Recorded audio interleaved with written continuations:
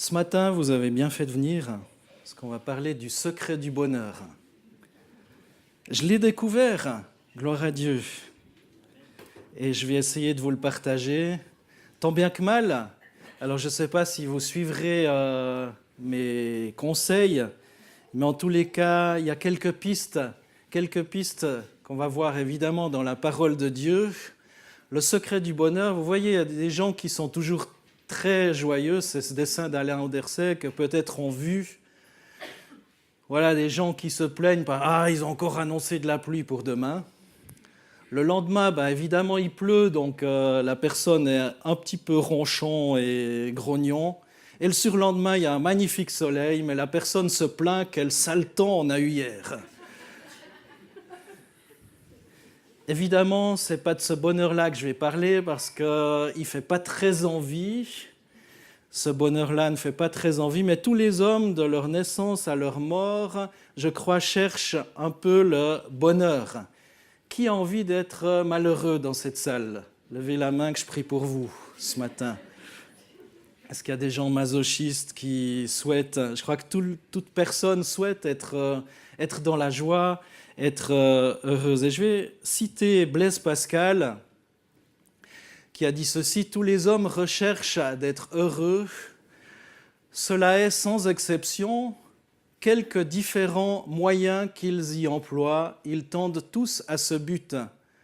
La volonté ne fait jamais la moindre démarche que vers cet objet. C'est le motif de toutes les actions de tous les hommes, jusqu'à ceux qui vont se pendre. Et cependant, depuis un si grand nombre d'années, jamais personne n'est arrivé à ce point où tous visent continuellement. Tous se plaignent, princes, sujets, nobles, roturiers, vieux, jeunes, forts, faibles, savants, ignorants, saints, malades, de tout pays, de tout temps, de tous âges, de toutes conditions. Qu'est-ce donc que nous crie cette avidité et cette impuissance, sinon qu'il y a eu autrefois dans l'homme un véritable bonheur dont il ne lui reste maintenant que la marque et la trace toute vide, et qu'il essaie inutilement de remplir de tout ce qui l'environne, recherchant dans les choses absentes le secours qu'il n'obtient pas des présentes. » C'est un vieux français, hein, mais qui en sont toutes incapables, parce que ce gouffre infini ne peut être rempli que par un objet infini et immuable, c'est-à-dire que par Dieu lui-même. Un gouffre, beaucoup de gens cherchent à différents endroits le bonheur. Beaucoup de gens recherchent ça par peut-être l'argent, la gloire, etc., etc. Les gens pensent que le bonheur aussi se trouve dans le champ du voisin. On envie ce que les autres ont, dans un autre pays, dans telle activité. Lorsque je pourrais faire ça comme les autres, je serais enfin heureux, heureuse. Alors on part à la quête du bonheur. On pourrait parler de convoitise, convoiter la voiture du voisin, convoiter la maison du voisin, convoiter, pour les agriculteurs, le tracteur du voisin. Je me souviens toujours, quand j'étais petit, j'allais toutes mes vacances, tous mes mercredis, tous mes samedis à la ferme, et il y a eu un temps un petit peu comme une surenchère, un agriculteur qui changeait de tracteur. Et il fallait, dans le mois qui suivait, un autre agriculteur qui prenait un tracteur encore plus gros, encore plus beau, une moissonneuse-batteuse encore plus grosse, plus belle, etc. C'était cette surenchère, il ne fallait surtout pas être en dessous de l'autre. On va écouter un témoignage que j'ai trouvé de la Porte ouverte chrétienne à Mulhouse, un témoignage qui parle d'une forme de bonheur aussi, de joie, et j'aime bien ces témoignages, ces temps. Donc je vous en présente quelques-uns.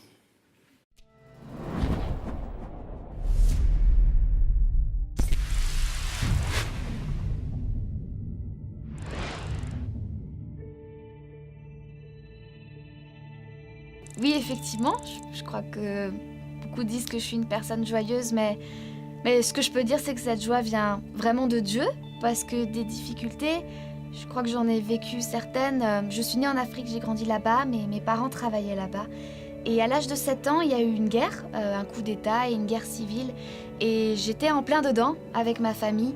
Et on a dû être évacués par l'armée française. Et donc on a vécu ces quelques jours d'évacuation où je dois dire que j'ai je peux dire avoir vécu la guerre au sens propre, où beaucoup d'images difficiles, des enfants blessés, du sang un peu partout, des coups de feu, des cris, beaucoup de peur, beaucoup d'angoisse.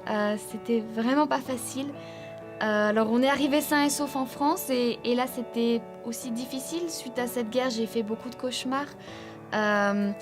En plus des cauchemars, plusieurs de mes amis là-bas ont été tués. Et en priant, en parlant avec des amis, avec des gens un peu plus âgés, petit à petit, je me suis rendu compte que j'étais plus remplie de paix et d'espérance et je me sentais apaisée. Et oui, je commençais à mieux vivre mes relations aussi avec les amis, avec les liens que je tissais avec les personnes. Directement après la guerre, j'étais angoissée et je me disais, mais si je me fais des amis, ils vont tous mourir. Ou bien il va y avoir une autre guerre, ou on va se séparer. Mais petit à petit, je me suis rendu compte que j'étais heureuse de vivre, j'étais heureuse de rencontrer des amis, j'étais heureuse d'avancer. Et malgré ce passé-là difficile, il y a peut-être 1 an et demi, j'avais un ami très très proche avec qui on avait des pensées de mariage et cet ami est décédé. Sur le coup, beaucoup de tristesse, beaucoup d'incompréhension. J'étais vraiment perdue. Et je disais, Dieu, je sais pas pourquoi ça arrive, mais je veux te faire confiance. Je veux te faire confiance et tu me promets dans la Bible, c'est écrit que tu es là en toutes circonstances et qu'avec toi, tout est possible de surmonter. En continuant de prier et en continuant de faire confiance en Dieu, eh bien, Dieu m'a vraiment consolée avec le temps et m'a donné l'espérance pour mon avenir. C'est vraiment grâce à Dieu que je peux continuer d'avancer et que j'ai de l'espérance.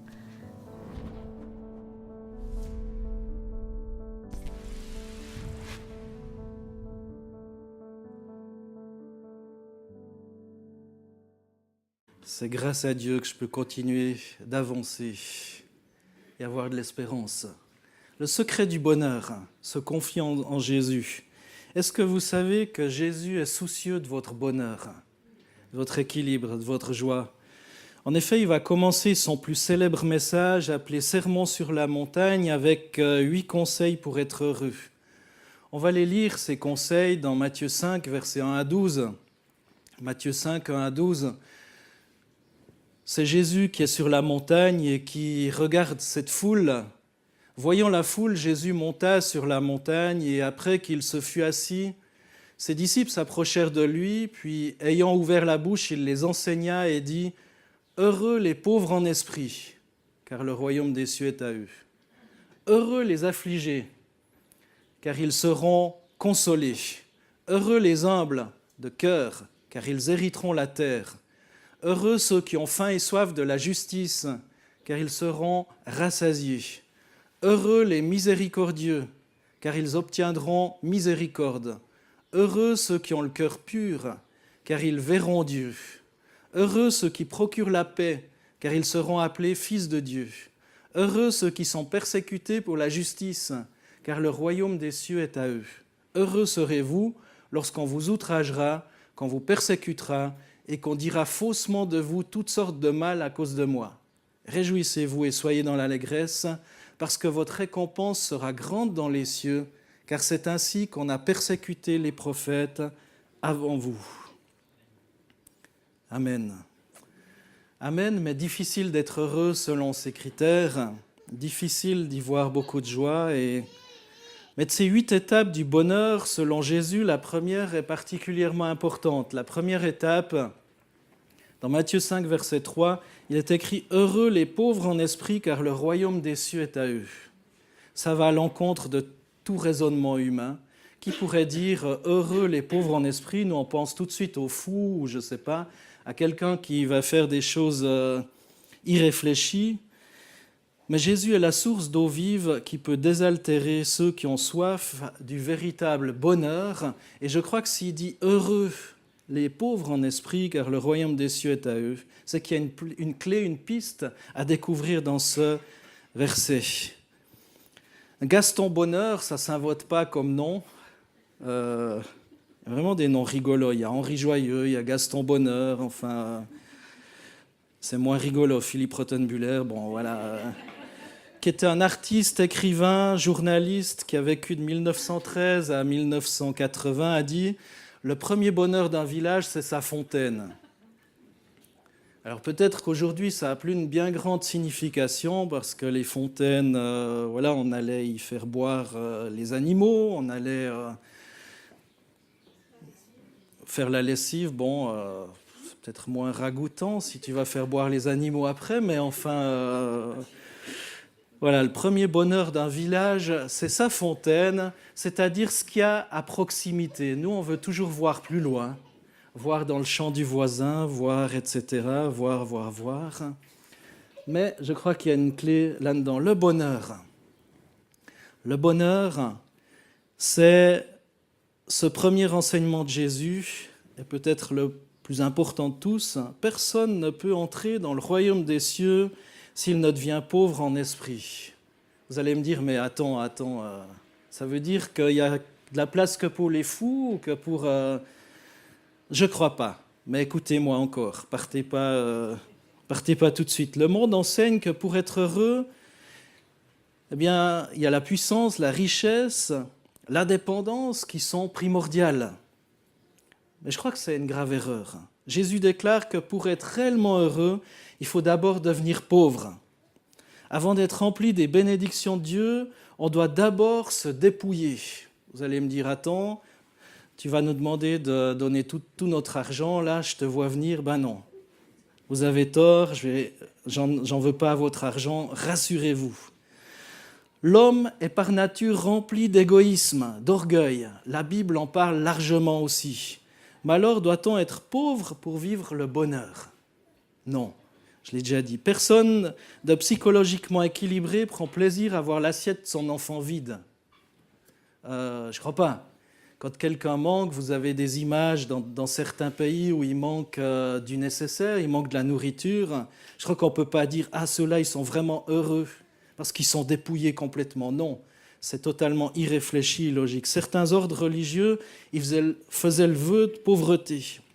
Ils pensaient que le bonheur se trouvait dans la pauvreté. Mais il n'y a rien de réjouissant à voir des personnes vivre dans une pauvreté totale. La Bible n'enseigne jamais que la pauvreté soit une vertu en soi. Il n'y a aucun mérite à être pauvre, aucun. Être pauvre en esprit ne signifie pas non plus être timide ou craintif. Ce n'est pas un état naturel, mais une vertu spirituelle. Ce n'est pas un état de fait où il faudrait dire il faut qu'on enlève une case dans notre cerveau pour que je puisse être heureux selon ce que Jésus dit. Bien sûr que non. C'est une vertu spirituelle. Être pauvre en esprit signifie être humble dans son fort intérieur. Pourquoi est-ce que c'est ce premier heureux, cette première béatitude, heureux les pauvres en esprit, car ils hériteront le royaume de Dieu? Eh bien, je crois qu'il y a une importance dans l'ordre aussi de ces versets. Bon nombre de personnes disent avec leurs lèvres « je suis faible, je ne peux rien faire », mais en finalité, est-ce qu'elles le croient vraiment ? Est-ce qu'elles sont réellement sincères ? Ce sont souvent que des excuses pour rien faire pour Dieu. Ah, de toute façon, je ne suis pas capable, voilà. C'est plutôt « j'ai pas envie », ou « j'ai pas envie qu'on puisse dire que je devrais m'améliorer, faire des cours, etc. » C'est que des excuses, souvent, elles prétendent seulement être humbles. Mais c'est souvent une fausse humilité. Il ne s'agit pas d'être timide, ni de s'écraser devant les autres, faible, ni de se tenir humblement à l'écart, ni de ne jamais se faire remarquer. Il y a des gens qui sont ainsi par nature. Pauvre en esprit ne veut certainement pas dire ça. Être pauvre en esprit ne consiste pas non plus à minimiser, à écraser sa personnalité ou à faire de grands sacrifices, ni même à se sentir humble. Presque tous les grands penseurs étaient humbles. Tous ceux qui ont beaucoup étudié, et je ne sais pas si vous avez des physiciens, des astrophysiciens ou des scientifiques de tout genre, tous ceux qui étudient, eh bien souvent se sentent de plus en plus petits. Plus ils étudient, plus ils se sentent petits devant l'immensité des choses de la science, parce qu'ils se rendent conscients, ils sont conscients de l'énormité du savoir qui leur échappe. L'humilité due à un grand savoir, c'est pas être pauvre en esprit non plus. Ce qui gonfle notre tête, c'est de savoir peu de choses et de croire qu'on sait tout. Ça gonfle notre tête. Beaucoup de gens croient savoir quelque chose, mais en fait, ils ne savent rien. Quelqu'un disait, la culture, c'est comme la confiture, moins on en a, plus on l'étale. Galates 6.3 dit autrement, si quelqu'un pense être quelque chose alors qu'il n'est rien, il se trompe lui-même. J'ai dit le bonheur, être heureux. Le bonheur, pour le trouver, il faut aussi vivre dans la soumission et l'humilité. Au début de l'année, on a fait quelques messages, que ce soit Paul-Henri ou moi, sur l'humilité, sur la soumission. Et je ne vais pas reprendre ces choses-là, vous pouvez les réécouter sur le site de l'Église. Alors, que signifie être pauvre en esprit ? La meilleure réponse est donnée par la Bible elle-même. Au psaume 51, verset 19, il est écrit, et c'est David qui va dire « Ô Dieu, le sacrifice que je t'offre, c'est moi-même, avec mon orgueil brisé. Ô Dieu, ne refuse pas mon cœur complètement brisé. » Il s'agit d'un sentiment de totale insuffisance en présence de Dieu. Comme j'ai dit tout à l'heure, plus on s'approche de Dieu, plus on se rend compte qu'on est petit face à l'énormité de sa grandeur. On pourrait dire, plus on s'approche de lui, plus on devient quelqu'un. Mais je crois, plus on s'approche sincèrement, réellement de lui, plus notre orgueil en prend une couche, et plus on se dit qu'on a besoin de lui, qu'on a besoin de sa grâce.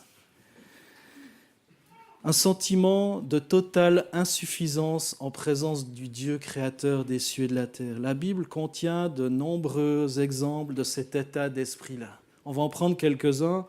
Par exemple, Gédéon, quand Dieu l'envoie, il répond, Juge 6.15, c'est Dieu qui lui parle. Je ne sais pas comment ça s'est passé, j'y étais pas, ça date il y a quelques années en arrière, mais enfin Dieu lui a parlé. Et Gédéon, il va dire, youhou, je suis armé, j'y vais, je fonce, Seigneur, tu es avec moi. Ben non, sa réponse a été, Seigneur, pardon, comment est-ce que je peux délivrer Israël ? Mon clan est le plus faible de la tribu de Manassé, et moi, je suis le plus jeune de ma famille. Impressionnant, hein ? Le Seigneur m'a dit que tu vas faire ceci, et on voit des gens qui foncent. La Bible nous présente d'autres exemples. Un autre, l'idée de grandeur lui semblait ne pouvoir s'appliquer à sa personne. Moïse qui a vécu 40 ans chez le Pharaon, 40 ans dans le désert en fuite. Après 40 ans de réflexion, il en est venu à se sentir totalement indigne de la mission que Dieu voulait lui confier, pour laquelle il se sentait ne pas avoir les qualités requises. Il arrive là, il se promène dans le désert, tout à coup, pouf, ça se met à brûler tout seul. Dieu lui parle dans le buisson. Exode 3, Moïse dit à Dieu, « Qui suis-je pour aller vers le Pharaon et pour faire sortir d'Égypte les Israélites ?» Il aurait pu dire, « Youhou, j'ai enfin un ministère! Allons-y, go !» Un peu plus loin, Dieu il est têtu et il force un petit peu la main de Moïse. Et Moïse répond, « Ils ne me croiront pas et n'écouteront pas ma voix. » Mais c'est Dieu qui lui a dit d'aller. Et Moïse y répond, « Ils ne me croiront pas et n'écouteront pas ma voix, mais ils diront, l'Éternel ne t'est pas apparu. » Moïse dit à l'Éternel, « Ah Seigneur, moi je ne suis pas un homme qui ait la parole facile. Et ce n'est ni d'hier, ni même d'avant-hier, ni même depuis que tu parles à ton serviteur, car moi j'ai la bouche et la langue pesante. » L'Éternel lui dit, « Qui a donné une bouche à l'être humain? Et qui rend muet ou sourd, voyant ou aveugle? N'est-ce pas moi, Éternel? Va donc maintenant, c'est moi qui suis avec ta bouche et je t'enseignerai ce que tu auras à dire. » Moïse dit, « Ah Seigneur, envoie qui tu voudras envoyer. » Quel homme de peu de foi. Quel homme de peu de foi. On pourrait en rajouter encore. David, qui s'est caché aussi. Enfin, il a fait quelques exploits, mais aussi il n'a pas été toujours très fier et il s'est caché. Ésaïe, qui a eu une vision de Dieu, de la pureté, de la sainteté, et il va dire « Je suis un homme aux lèvres impures ». Face à Dieu, il se rend compte de qui il est. Ésaïe 6, vous pouvez le lire. Paul, encore qui était un érudit, un intellectuel, il était intellectuellement puissant et va en être conscient. Dans Philippiens 3, il décrit ses capacités naturelles, ses origines, etc., etc. Mais tout ça, face à Christ, il comprend que ce n'est que du fumier. C'est Pauline, on aurait utilisé un autre mot. Quand il a prêché aux Corinthiens, il l'a fait dans un état de faiblesse, de crainte et de grand tremblement. C'est ça, être pauvre en esprit. C'est reconnaître qui je suis réellement. Savoir qu'on a tout de Dieu et rien pour soi-même. Paul savait qu'il avait énormément reçu et pourtant il se savait si petit devant Dieu. Jésus, alors là c'est tous des hommes que j'ai décrits. Jésus, oui, il a été fait homme, mais en même temps il était Dieu. Jésus, qui est l'égal de Dieu, qui s'est fait homme, a consenti à vivre la vie humaine avec toutes ses limites, tout en étant toujours Dieu. Il proclame qu'il ne peut rien faire de lui-même, lui, le Fils de Dieu, qui ordonne au vent, aux vagues, qui ressuscite des morts. Il dépend entièrement de Dieu. C'est ça, être pauvre en esprit. Tout le temps qu'il passe dans la prière montre à quel point il se sait pauvre en esprit, combien il s'appuie sur Dieu seul. Être pauvre en esprit, c'est aussi, selon la Bible, quelqu'un qui s'appuie, qui soupire après Dieu. Une âme qui soupire après Dieu. Être pauvre en esprit, c'est quelqu'un qui soupire après Dieu. Comme une biche soupire après des courants d'eau, ainsi mon âme soupire après toi, ô Dieu. C'est le psaume 42, verset 1. Il n'y a que Dieu qui peut nourrir et désaltérer notre âme, votre âme. Qui que vous soyez ce matin dans cette salle, si vous croyez être quelqu'un alors qu'en fait vous êtes personne, eh bien vous vous trompez vous-même. Vous avez besoin du Seigneur. Pour être quelqu'un, vous avez besoin du Seigneur. Pour être dans le bonheur, vous avez besoin du Seigneur. Et lorsque vous croyez que vous pouvez y arriver sans le Seigneur, eh bien vous vous trompez. Billy Graham, qui est mort il y a peu de temps, un des plus grands évangélistes de notre temps, a dit ceci: si l'âme n'est pas nourrie et exercée journellement, elle s'affaiblit et s'atrophie. Elle reste mécontente, troublée, inquiète. Dieu seul satisfait complètement, parce que l'âme a été faite pour Dieu et sans lui, elle est inquiète et dans un secret tourment. En reconnaissant notre besoin d'être aidé par Dieu, alors celui-ci agit pour nous en nous délivrant de nos inquiétudes et de nos malheurs. Je vais encore vous montrer une vidéo d'un scientifique, un chirurgien, issu du même endroit de tout à l'heure, de la porte ouverte à Mulhouse, où il témoigne aussi de sa grande connaissance, mais aussi de son appui sur Dieu.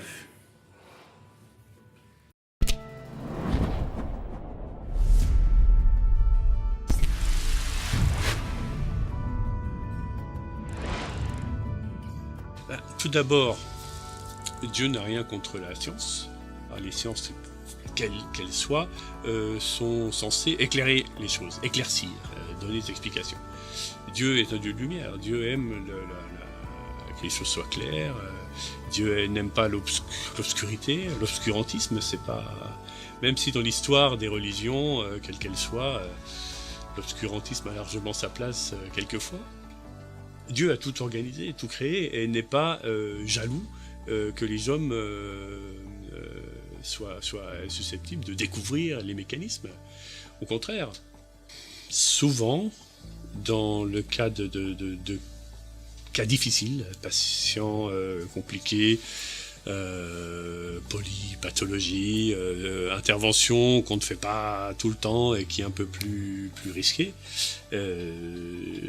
Vraiment, souvent, très souvent, je prie dans mon bureau avant de descendre et même pendant l'intervention, quand une surprise arrive, une surprise découverte opératoire, et quand plusieurs options techniques se présentent et qu'il faut réfléchir et choisir vite, En cours d'intervention, bien sûr sans que personne ne le remarque, mais je peux tout à fait prier sans fermer les yeux et m'agenouiller. Souvent, l'option qui devrait être la bonne s'ouvre. Ouais. Dans plusieurs, je choisis celle-là parce que je pense que j'ai un bon feeling pour celle-là et je pense que c'est certainement le résultat de la prière. Prière flash, j'appelle ça. J'étais passionné par l'anatomie, j'étais passionné par la biologie, physiologie, mécanique du corps humain. Et quand on ouvre, lors de l'incision, on voit les tissus, différentes couches, etc. Moi, ça m'a surpassionné, je trouve ça très beau. L'organisation, les différentes couches de tissus, les vaisseaux, les nerfs, l'organisation. Et on a besoin de connaître tout ça pour certaines interventions, évidemment. Donc j'ai toujours trouvé ça passionnant et je ne vois pas que cette organisation de l'organisme puisse se faire spontanément par le seul agencement aléatoire de molécules et autres. Pour moi, il y a un créateur, il y a quelqu'un qui organise toute cette mécanique. Une création merveilleuse, on va dire.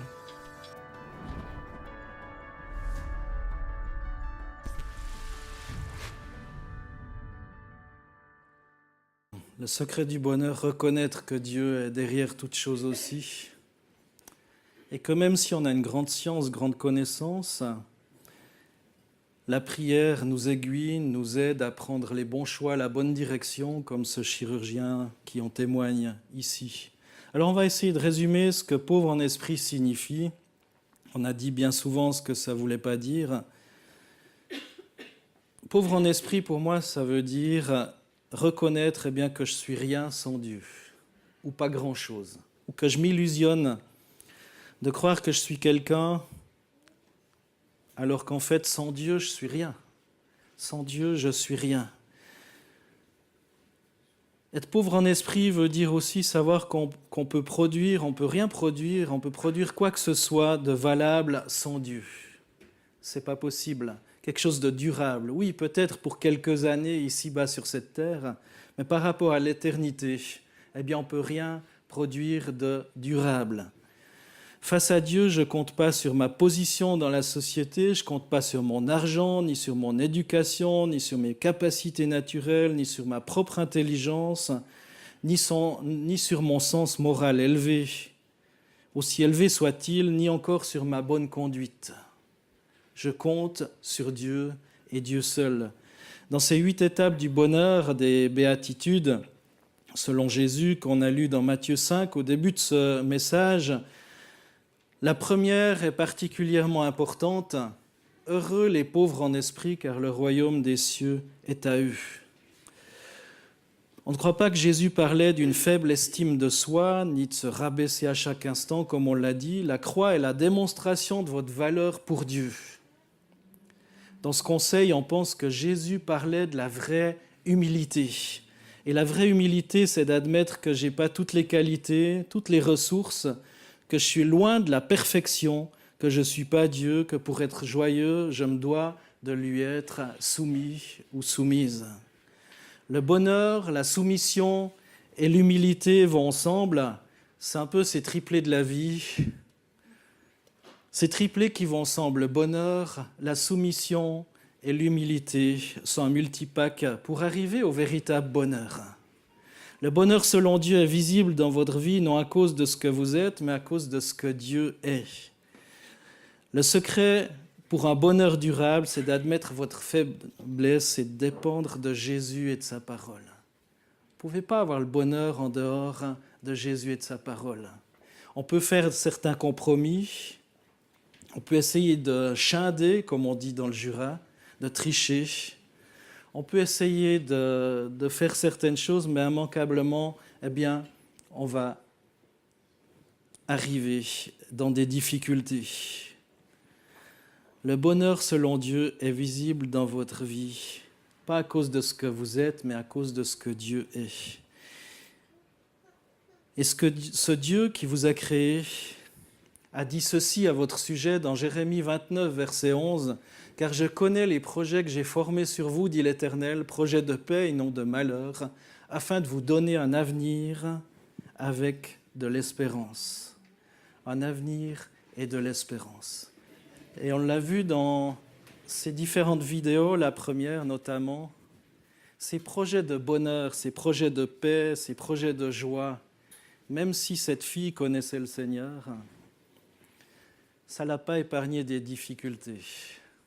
Mais Dieu voyait plus loin que ces difficultés. Dieu voyait au-delà. Et ces projets sont vrais. Je connais les projets que j'ai formés sur vous, dit l'Éternel. Projets de paix et non de malheur, afin de vous donner un avenir et de l'espérance. Même si aujourd'hui c'est dur dans votre vie, même si aujourd'hui c'est dur dans ta vie, Dieu connaît les projets qu'il a formés pour toi. Projet de paix et non de malheur. Gravez-le, écrivez-le dans votre Bible, inscrivez-le. Projets de paix qui sont là pour vous. Amen. Est-ce qu'on peut croire ça et le proclamer, l'inscrire, le répéter? C'est un verset que je vous mandate de beaucoup de choses aujourd'hui, d'apprendre par cœur. Et lorsque ça sera difficile, vous pouvez vous le réciter dans votre tête, dire voilà ce que je pense. C'est peut-être ma réalité maintenant, mais voilà ce que Dieu dit. Ça, c'est la réalité de Dieu. Voilà ce que Dieu dit. Ma réalité est appelée à être impactée par la réalité de Dieu. C'est ça qui est là pour vous aujourd'hui et que je vous laisse.